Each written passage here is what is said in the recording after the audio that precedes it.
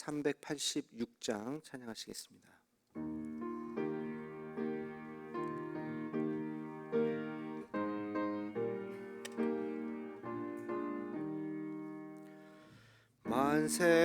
만세반석 열린 곳에 내가 숨어 있으니 원수 마귀 손 못 대고 환난 풍파 없도다. 만세반석 열린 곳에 내가 편히 쉬리니 나의 반석 구주 예수 나를 숨겨 주소서. 죄에 매여 죽을 인생 편히 쉬기 바라니 주의 가슴 넓은 품에 내가 찾아 안기네. 만세반석 열린 곳에 내가 편히 쉬리니 나의 반석 구주 예수 나를 숨겨 주소서. 이 땅 위에 평안 얻고 기쁜 일을 몰라도 주 예수의 참 사랑을 내가 이제 알았네. 만세반석 열린 곳에 내가 편히 쉬리니 나의 반석 구주 예수 나를 숨겨 주소서. 험한 풍파 지나도록 순풍으로도 우사 평화로운 피난처에 길이 살게 하소서. 만세반석 열린 곳에 내가 편히 쉬리니 나의 반석 구주 예수 나를 숨겨 주소서.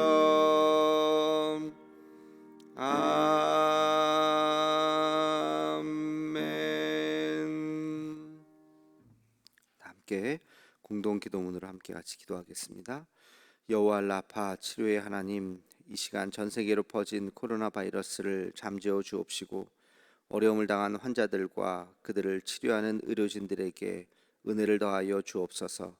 이 일로 인해서 더욱 주를 의지하는 우리가 되게 하옵시고 우리의 신앙을 돌아보아 주 앞에 더 겸손해지고 더 낮아지는 마음을 주옵시며 인간의 욕망과 교만함을 회개하고 주를 바라보는 우리가 되게 하옵소서. 이 나라를 긍휼히 여기사 더 이상 바이러스가 확산되지 않고 속히 치료제가 개발되게 하옵소서. 이 일을 지휘하는 각 나라의 지도자들에게 요셉과 같은 지혜를 허락하사 더 이상 전 세계로 확대되지 않고 진정되는 은혜가 있게 하옵소서. 이 일로 인해서 근심과 염려와 아픔을 당한 가정을 기억하옵시고 하늘의 위로로 함께 하옵소서. 예수님의 이름으로 기도하옵나이다. 아멘. 함께 같이 기도하겠습니다. 좋으신 아버지 하나님, 오늘도 우리에게 귀한 날 허락하여 주시고 하나님의 거룩한 전으로 나아서 기도할 수 있도록 은혜를 베풀어 주심을 감사합니다. 우리에게 주신 귀한 하루하루의 삶을 결코 헛되이 보내지 않게 도와주시며 주신 사명대로 바른 믿음 가지고 살아갈 수 있는 우리들의 모습이 되게 하여 주시옵소서. 하나님 아버지, 다시 이 코로나 바이러스가 이제 수도권을 중심으로 번지고 있습니다. 어서 속히 더 이상 이 바이러스가 확대되지 않도록 의심 증상이 있는 자, 또 의심한 장소에 다녀간 자들이 빨리 검사를 받고 이제 다시 우리가 이 바이러스를 잘 또 잡을 수 있도록 인도하여 주셔서 이제 학생들 개학도 해야 되고 여러 가지 우리 일상으로 회복되어야 되고 경제도 살아나야 할 텐데 하나님께서 돌보아 주시고 이 모든 일들이 하나하나 차근차근 다시 회복되어질 수 있도록 하나님 인도하여 주시옵소서. 바라고 원하는 것은 어서 속히 이 치료제가 나오고 백신이 개발되기를 원합니다. 하나님, 우리 여러 가지 어려움이 있었지만 우리 인류가 또 이 고비를 잘 이겨나갈 수 있게 도와주시며 하나님, 이 과정 속에서 깨닫는 여러 가지 또 우리의 반성과 또 우리의 잘못들을 되돌아보고 환경에 대한 문제라든지 우리 인간의 또 너무 지나치게 인간의 욕심에 또 얽매이고 있었던 것들 우리 반성하며 새로운 우리 문명을 또 만들어갈 수 있도록 하나님께서 은혜를 더하여 주시옵소서. 하나님, 우리 대한민국도 지켜주셔서 이 일로 인해서 하나님 피해 당하는 자들이 없도록 하나님께서 함께하여 주시고 우리 또 정부가 이 모든 일들을 세세하게 어머니의 마음으로 잘 살펴서 눈물 짓는 우리 국민들 없도록 하나님께서 함께하여 주시옵소서. 하나님, 이 모든 과정 가운데 우리 교회가 하나님 이 일들을 앞장설 수 있도록 도와주시고 이 모든 것들을 회복하는데 하나님 이웃을 돌보고 또 교회의 빛과 소금의 역할을 감당하기에 주저하지 않는 교회들이 될 수 있도록 하나님 함께하여 주시옵소서. 아버지 하나님, 우리 교회 이제 창립 116주년이 지나갑니다. 하나님, 우리 교회가 이 지역사회에 있으면서 지역사회 모든 우리 또 사람들에게 칭송받는 교회가 되게 하여 주옵시고 초대교회와 같이 그렇게 아름다운 교회가 되고 우리 날마다 구원받는 자들이 더하여 지며 우리가 행복하게 신앙생활 할 뿐만 아니라 우리 각자가 또 해야 하는 그 믿음의 길을 온전히 걸어갈 수 있는, 그래서 주님의 복음을 땅끝까지 전할 수 있는 우리 교회가 되게 하여 주시옵소서. 오늘도 주님께서 우리에게 하나님의 말씀을 허락하여 주시기를 원하옵고 예수님의 이름으로 기도하옵나이다. 아멘. 하나님 말씀 사도행전 11장 19절로 21절까지 말씀입니다.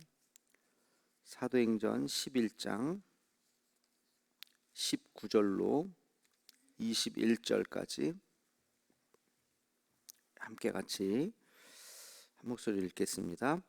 그때에 스데반의 일로 일어난 환란으로 말미암아 흩어진 자들이 베니게와 구브로와 안디오까지 이르러 유대인에게만 말씀을 전하는데 그 중에 구브로와 구레네 몇 사람이 안디옥에 이르러 헬라인에게도 말하여 주 예수를 전파하니 주의 손이 그들과 함께 하심에 수많은 사람들이 믿고 주께 돌아오더라. 아멘. 오늘은 안디옥 교회의 설립에 대한 장면을 우리 잠깐 같이 보겠습니다. 19절은 이렇게 시작하죠. 그때에 스데반의 일로 일어난 환란으로 말미암아. 이 안디옥 교회의 설립의 뿌리는 스데반의 일이라는 게 뭐죠? 스데반의 순교죠. 돌에 맞아서 죽었던 비극적인 사건이죠. 이 스데반의 그 순교로 말미암아 사람들이 이제 흩어지기 시작했어요. 거기 보면 베니게와 구브로와 안디옥까지 이르러 예루살렘으로부터 이 일 때문에 흩어져서 굉장히 먼 거리를 이제 사람들이 흩어져서, 그러니까 흩어졌다기보다 도망간 거죠. 도망갈 수밖에 없었고, 그래서 그 지역을 이제 뿔뿔이 다 흩어지게 되는 그런 상황이 벌어지게 되었습니다. 그 예루살렘을 떠나면서 어떤 마음이 들었겠습니까? 옛날 우리 어르신들 피난 가면서 집에 있는 모든 것들을 다 내려놓고 그냥 보찜 하나 지고서 집을 떠나야 하는 그 심정, 뭐 굉장히 참 절망하고 슬프고 안타까운 그런 심정이었겠죠. 그러나 로마서의 말씀에 보면 이런 말씀이 있습니다. 환난은 인내를, 인내는 연단을, 그리고 환난은 인내를, 또 환난은 인내를, 인내는 연단을, 연단은 소망을 이루는 줄 알미라. 그런 말씀이 있습니다.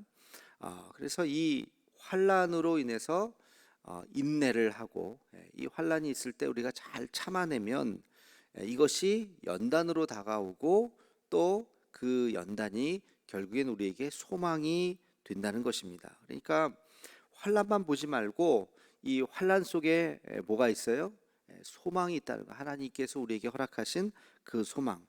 환난부터 소망까지의 이 모든 과정을 우리는 한마디로 섭리라고 이야기하는 것이죠. 하나님의 섭리. 우리 개인에게도 마찬가지고, 지금처럼 이 성경에 나오는 것처럼 이 그리스도인들 집단에게도 마찬가지이죠. 이 환난을 우리가 잘 견디어내고 이겨내면 거기서 하나님의 뜻을 발견하고, 그 하나님의 뜻이 우리의 새로운 비전이 된다는 것입니다. 이 환난이 올 때 우리가 한 가지 생각해야 되는 것은, 환난은 반드시 뭐가 있을까요? 끝이 있다는 것입니다. 끝이 있다. 환난은 영원히 지속되지 않는다. 성경에 나오는 그 누구도 영원히 그 고통이 지속되지 않습니다. 그것은 반드시 끝이 있습니다. 왜? 환난은 연단이기 때문에, 하나님의 훈련의 과정이기 때문에. 여러분, 훈련이 끝이 있죠, 그죠? 훈련이 끝이 없는 게 없어요. 반드시 끝이 있습니다. 군대가 아무리 힘들어도 군대가 뭐가 있어요? 제대 날짜가 딱 박혀져 있는 거예요. 입대하는 그날부터 제대 날짜가 반드시 있습니다. 그래서 아무리 힘들어도 그 날짜만 생각하면서 견디면 그 날짜에 제대가 되는 거죠. 그러니까 환난이라고 하는 것도 우리에게 참 피할 수 없이 있지만, 언젠가 이것이 끝이 있다, 언젠간 이것도 지나갈 것이다 하는 그런 믿음을 반드시 가지고 그때까지 참고 인내하고 기다리는 것이죠. 이것이 바로 성도의 인내인 것입니다. 우리는 그냥 가만히 앉아서 그냥 참고, 사우나에서 그 뜨거운 열기를 그냥 가만히 기다리는 것이 아니라, 우리가 기다릴 수 있는 무기가 뭐죠?